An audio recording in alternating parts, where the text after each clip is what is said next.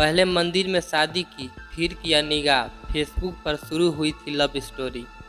कहानी साल 2020 में जयपुर में हुई उस हत्याकांड की है, जहां एक पति ने अपनी ही पत्नी की गला घोंटकर हत्या कर डाली, फिर उसके चेहरे को पत्थर से बुरी तरह कुचल दिया, वो भी सिर्फ इसलिए क्योंकि उसकी पत्नी दिन भर फेसबुक चलाती रहती थी और दोस्तों से बात करती रहती थी। हैरत की बात यह है कि उन दोनों की मुलाकात भी फेसबुक के जरिए हुई थी।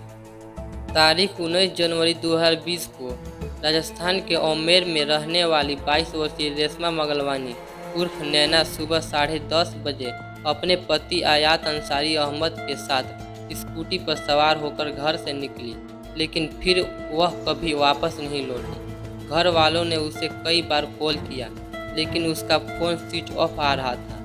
काफ़ी रात बीत जाने के बाद भी जब वह घर नहीं लौटी तो परिवार को चिंता होने लगी। घर वालों की समझ नहीं आ रहा था कि आखिर वह अपने 2 महीने बच्चे को अकेला छोड़कर कहाँ चली गई।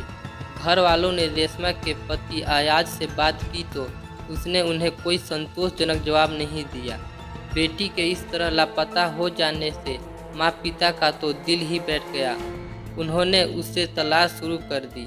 रेशमा के दोस्तों और सगे संबंधियों से भी उसके बारे में पूछा, लेकिन रेशमा के बारे में किसी को भी कोई जानकारी नहीं थी।